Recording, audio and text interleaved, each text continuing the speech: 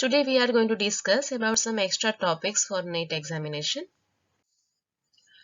So first of all, let me start with the definition of intergenic interaction. Okay, you know very well intragenic interaction is very common, but here we are going to discuss about intergenic interaction. What is a intergenic interaction? It is a modification of an effect of a gene under the influence of a known allelic gene. Here you must be remember, here known allelic gene will be influence each other. That means a gene at a different locus on the chromosome is termed as an intergenic interaction. So what is an intergenic interaction? Here modification of a effect of a gene, okay, and that is under the influence of a non-allelic gene. The allelic gene interaction is very common. We have already discussed about this in previous lecture, but here we are talking about the influence of non-allelic gene.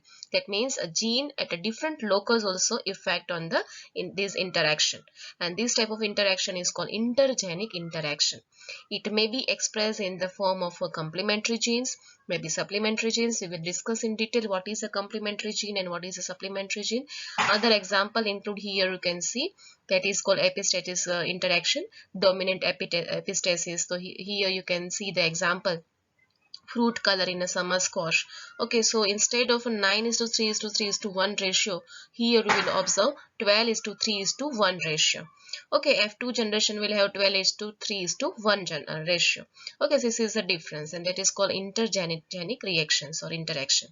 Next is a recessive epistasis, in which example we can take as a flower color in Antirrhinum species, and here you will observe instead of 9:3:3:1, here it will be 9:3:4. Okay, this will be the phenotypic ratio in this case, recessive epistasis. And duplicate gene or with cumulative effect, here example you can take as a fruit shape in a summer squash, and here you can see the difference in the phenotypic ratio. Instead of 9:3:3:1, here 9:6:1. This is the difference in the ratio. Now complementary genes and supplementary genes we'll discuss in detail. Okay, so what is a complementary genes example? Flower color in a sweet peas, and here you will observe a ratio that is 9:7. Okay, and in the supplementary gene you will get the example is a grain color in a maize. Okay, and other example also we will learn, and in that you can see a ratio you will obtain is a 9:3:4. Okay, instead of a 9:3:3:1 in the dihybrid cross experiment, and here you will observe 9:3:4. That is a phenotypic ratio. Then next is the inhibitory gene, leaf color in a rice plant. So here you will observe 13:3 ratio. Okay, instead of a 9:3:3:1 in the dihybrid cross, here you will observe 13:3.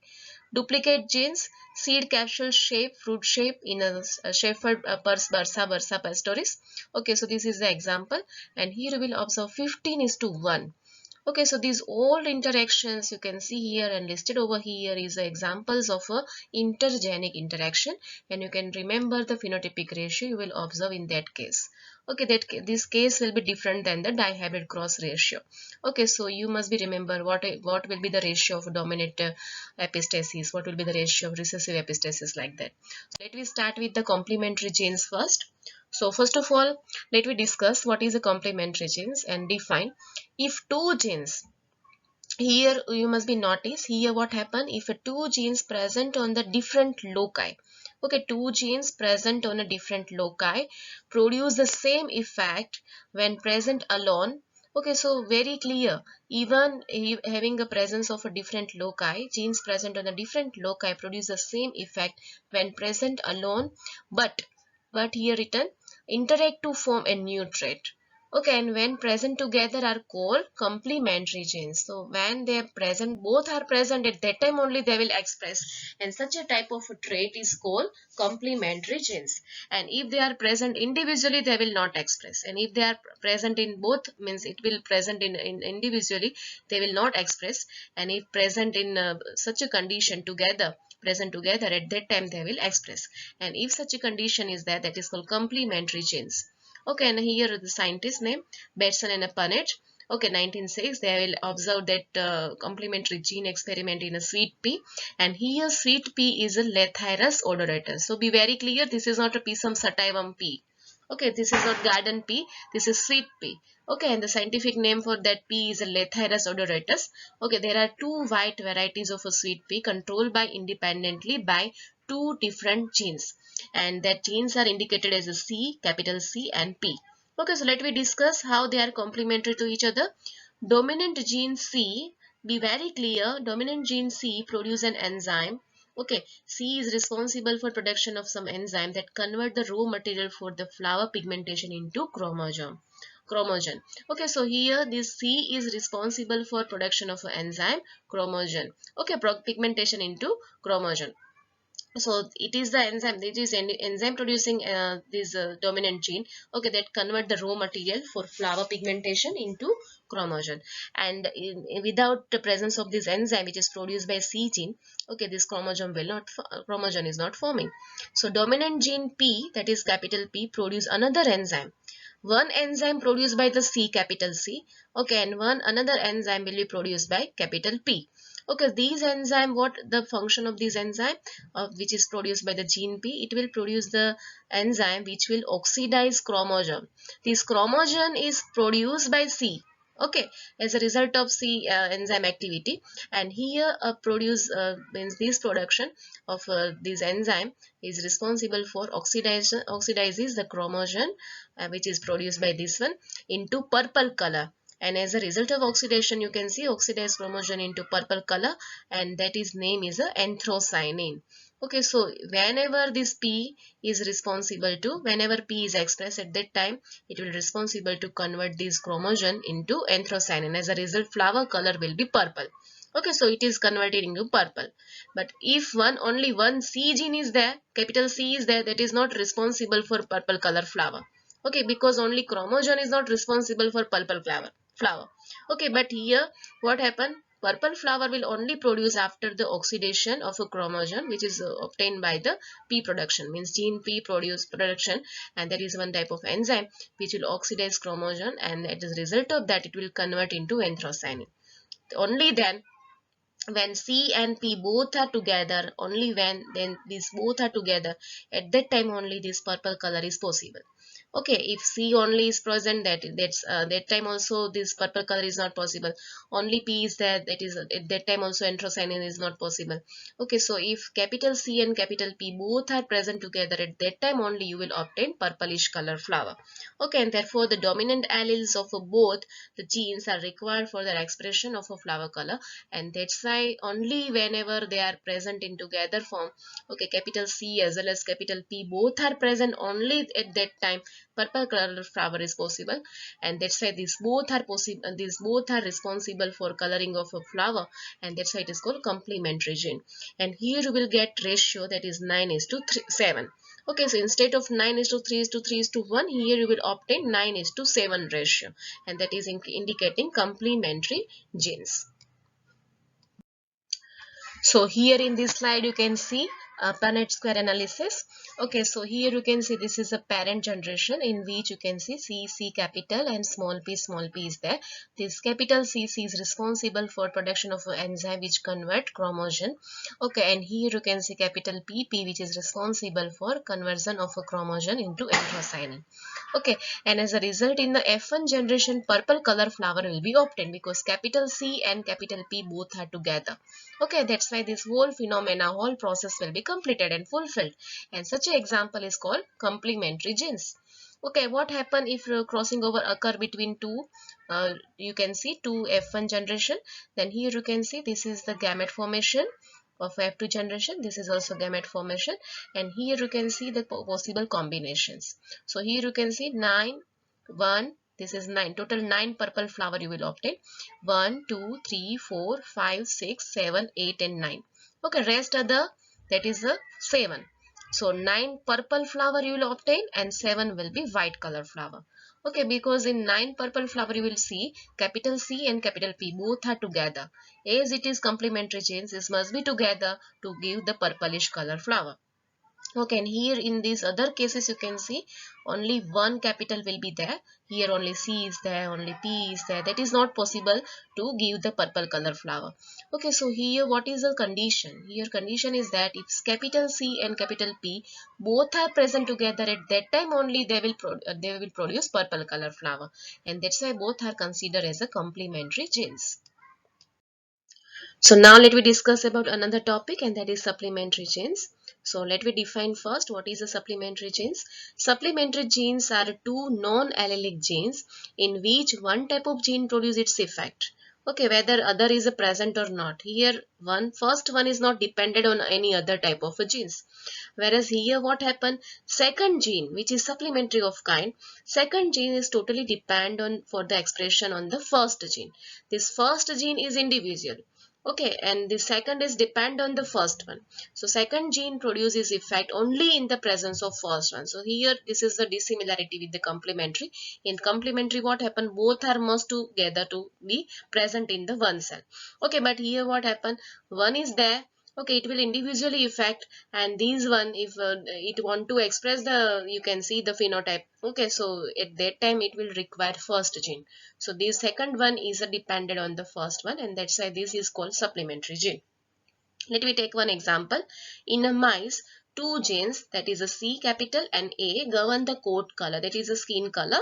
This is brown color, and you can see here this one is a gray color mice. Okay, so C and A govern the coat color in absence of dominant alleles of both genes. Okay, so if both genes dominant allele is absent, at that time color coat will be albino coat. Okay, in the mice. So let me discuss more. Gene C in absence of A, gene C in absence of A produce black color coat. Okay, but gene A in absence of C cannot express itself. Okay, because this gene A is dependent. Okay, supplementary one. The gene A in absence of C cannot express itself and produce albino, colorless. Okay, or a white color. So C is individually expressing. As a result of that, even with the absence of A, it produces black color, whereas A cannot express without C. Okay, so if only gene A is there, it will produce the albino. And if gene C and A when present together, gene C and A both are present, when present together supplement each other. Okay, and as a result of that, color of a mice phenotype will be agouti, and this is the brownish color mice. Okay, agouti color is a brownish color mice. So here is this condition. What is the condition? Gene C can express itself without A and responsible to black color of a coat color. Okay, gene A cannot express in the absence of C. If both are present, at that time only they will express and form agouti color. Let me learn by this diagram. So here you can see this is agouti mice. Okay, both are present, both dominant is present. See here, A and C both are present. Capital A and capital C both are present. Okay, then only this agouti mouse, this brown color mice is possible. Okay, here you can see A, C, C both are dominant one. So here also both are dominant one. Here also both are dominant one. Okay, so you will see total 9 out of 16 agouti mice is there. Okay, what is the ratio in the supplementary genes? 9:3:4. Okay, so here ratio will be 9:3:4. Okay, so 9 will be agouti when both are present together. Capital A and capital C both are present together. At that time, mice coat color will be agouti. Okay, what happen if only C is there? So if only C is there, that will express in a black color. Okay, capital A is not there, so it not matter for that because C is individual expression. Okay, so here C will express, you can see the phenotype black color mice is there. And if you observe this table Punnett square, then you will see total 3 number of black color mice is there. Okay, and if both are, you can see AA. So here capital C is not there, and this capital A is not able to express in absence of capital C.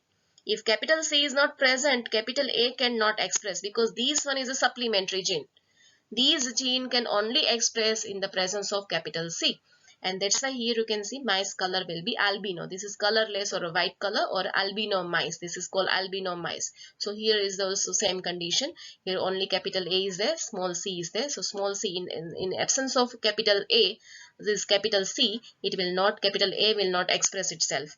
Okay, as a result you can see mice color will be albino or white or a colorless, you can say.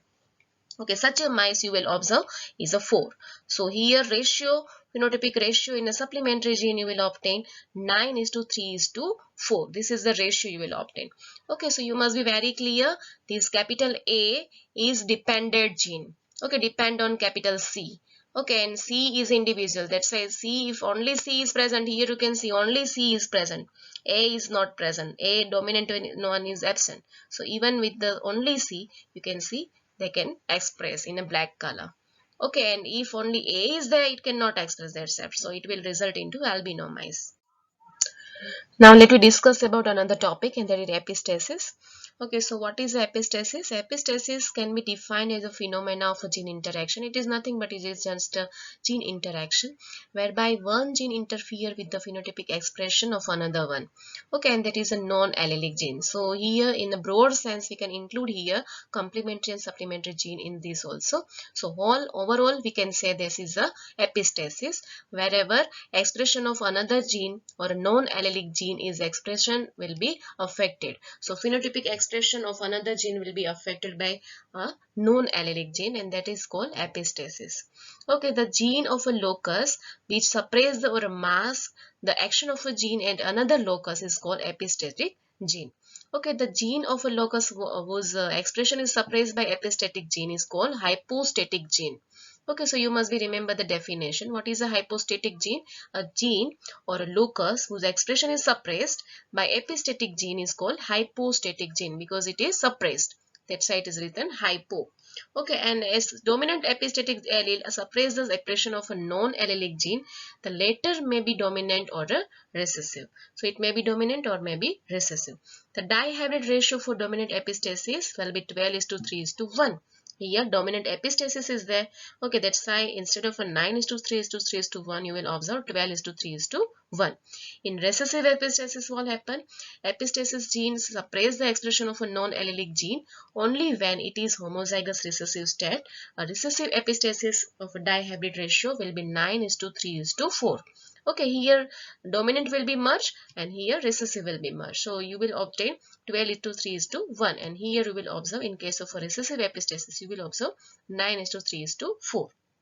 And here dominant recessive epistasis, sometimes dominant recessive epistasis also occur.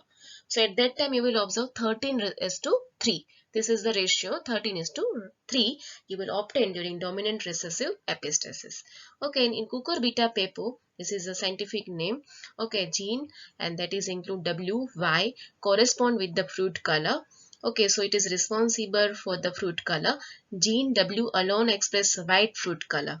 If gene W is only there, it will responsible for white color fruit, and gene Y alone produce yellow color fruit. So if only W is capital W is there, okay, so at that time white color fruit is there, and if gene Y means capital Y is there alone, then it will responsible for yellow fruit color. Absence of both genes, suppose capital W and capital Y both genes are absent, so at that time it will result into green fruit production.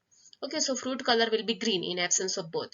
But when both W and Y both are present, at that time a dominant allele W shows epistasis and masks the expression of allele Y and produce white fruit. So by this way you can get the idea how it will express in the presence of this another gene or non-allelic gene. Okay, and such a phenomena, these all phenomena are included as a epistasis. Another very important theory is to calculate recombination frequency, and this is very important to know how to solve the related questions or MCQs. Okay, so let me discuss how you can calculate the recombination frequency. Okay, so here you can see numbers 965. Okay, 944206185. Okay, this is the number of a progeny and this is a phenotype. Okay, so 965 is a wild one, 944 is a black vestigial, this 206 is a vestigial, and 185 is a black. So total number of progeny is a 2300. Okay, so here if you observe recombinant progeny, here recombinant progeny include 206 plus 185, that means recombinant progeny is a 391, whereas these two are a wild one. Okay, so this is the normal one, but this is one is these two are recombinant progeny. So whenever you want to explain what is a recombination frequency, so at that time you can do this formula 391. Okay, this is the recombinant progeny. You must be find out what is the recombinant progeny. Okay, so if you find out recombinant progeny, then you have to divide that recombinant progeny with the total number of progeny. Okay, so just to find out recombinant progeny, then you should divide it with the total number of progeny, and then whatever you get the answer, you just multiply it with the 100.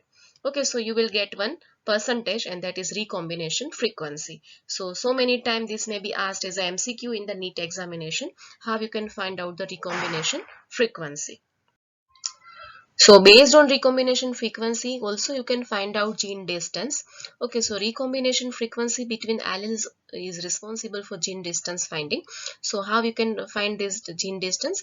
To determine relative distance between them in proportional to their distant part.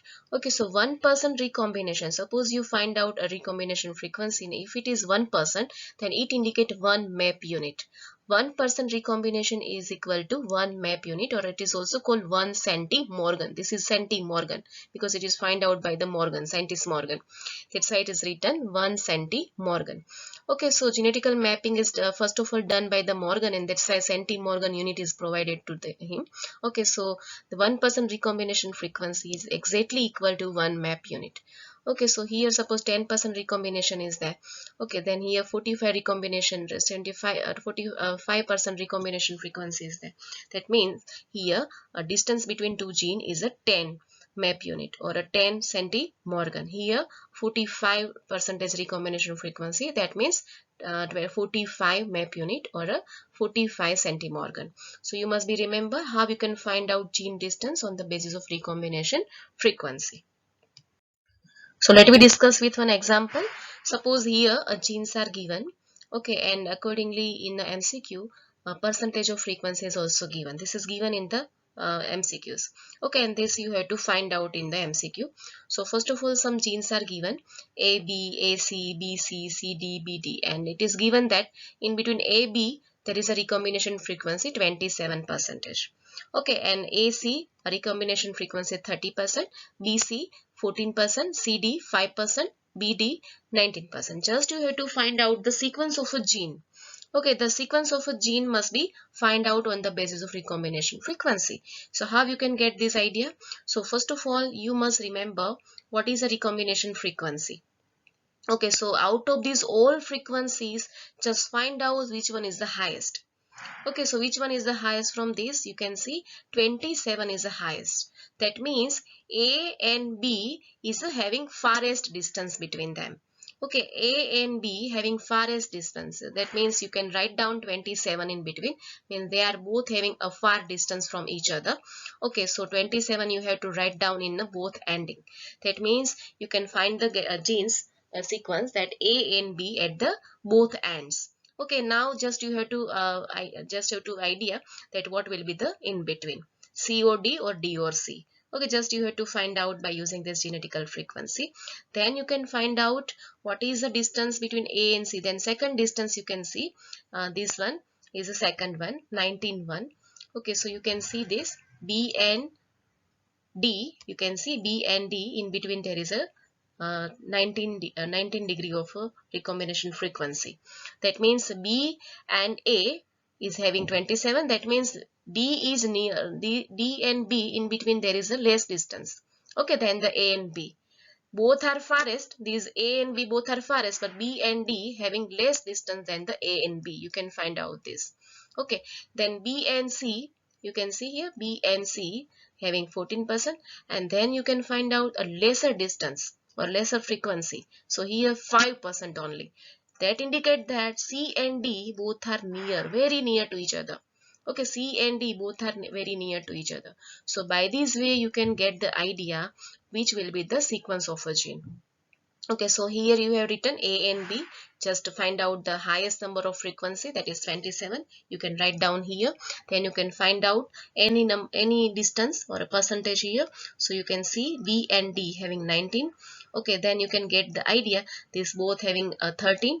Then you can calculate 13 and 14 here. Okay, so you will get the 27. And then you can see C and D having very near to each other. That's a 5. So by this way you can get the idea which will be the sequence of the genes. So now I am giving you one MCQ A. Okay, and that is based on our discussion. So here you have to determine the sequence of genes along a chromosome based on the following recombination frequencies. That means recombination frequency is given. Okay, then just you have to find out what will be the sequence, whether it is A, B, C, D, A, C, D, B, like that. Just write down your answer in a comment, and for these I am providing you 3 minutes. Your time start now.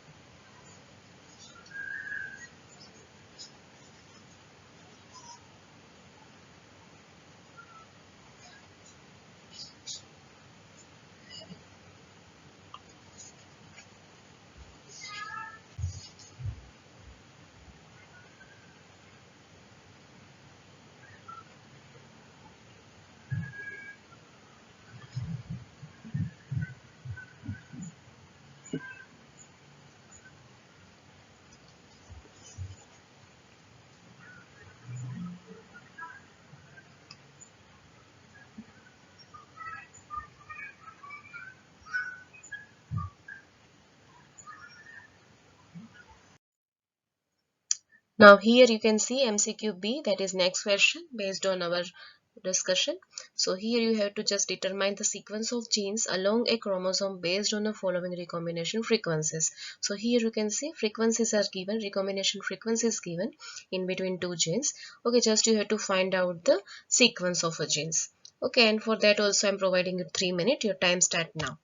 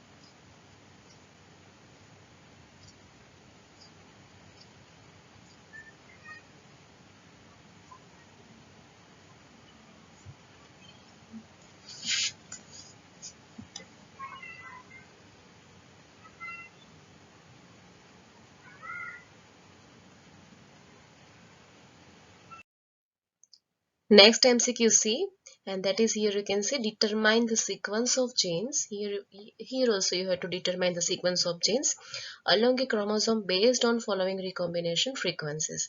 And here recombination frequency is given in the MAP units. Okay, so here A and B, 8 MAP unit, A and C. Then just you have to find out a recombination sequence. Okay, so just sequence of gene you have to find out on the basis of recombination frequency. And for that also I'm providing you 3 minutes. Your time start now.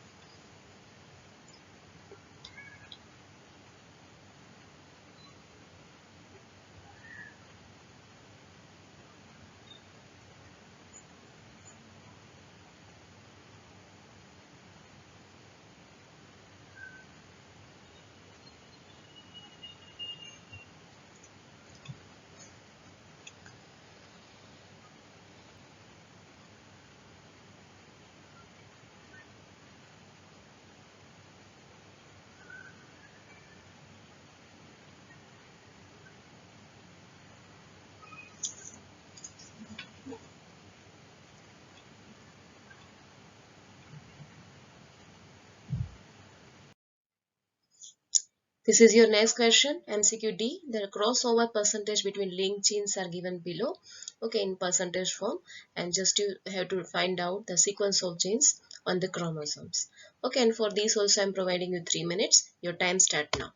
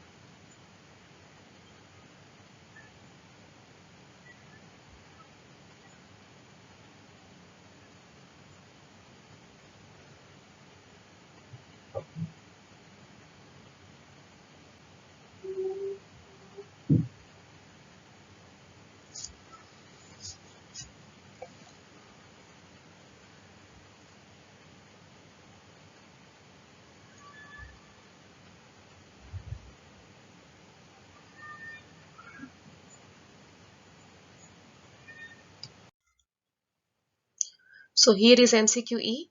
Here also you just have to determine the sequence of genes along a chromosome based on the following recombination frequencies.